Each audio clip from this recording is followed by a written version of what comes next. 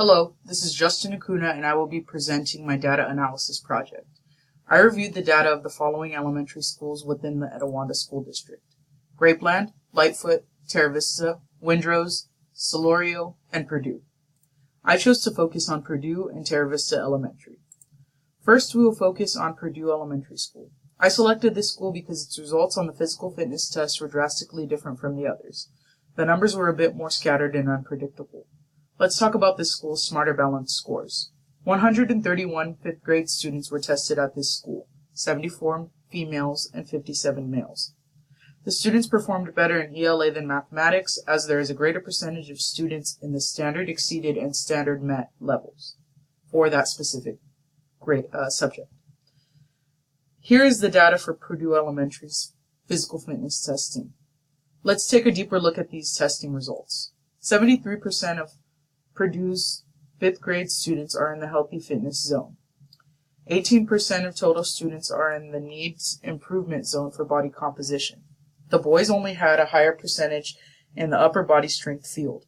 In all other fields, the girls performed better. Overall, the girls at Purdue had higher percentages in the healthy fitness zone than the boys in almost every field except for upper body strength. Next, we will move on to Terra Vista Elementary School.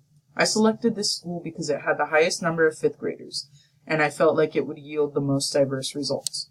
First, we will talk about their scores on the Smarter Balanced assessments. 155 fifth grade students were tested at this school, 83 females and 72 males. This school performed exceptionally well. Their scores in the standard exceeded level were high in both subject areas. However, it is clear that the students performed better on the ELA test. Here's the data for Terra Vista's physical fitness testing. Let's break this down a bit. 71% of students were in the healthy fitness zone and 20% in the needs improvement zone for body composition. 10% of those students were in the health risk zone for body composition. The boys had higher percentages in the healthy fitness zones for aerobic capacity, body composition, and upper body strength. Meanwhile, the girls had higher percentages in the healthy fitness zone for abdominal strength, trunk extension, and flexibility. Compared to Purdue, Terra Vista had a much lower percentage of students in the health risk zone for body composition. However, Purdue had a higher percentage of students in the healthy fitness zone as a whole.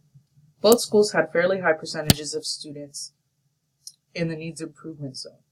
Terra Vista might be focusing on their core classes rather than physical education.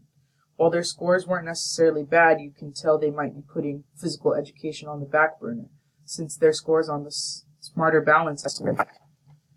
This data would be helpful when creating curriculum for a physical fitness program.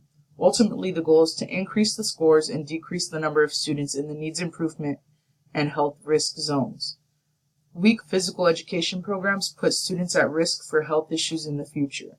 In order to combat this, we must find ways to improve and create inclusive environments that promote lifelong fitness. Thank you.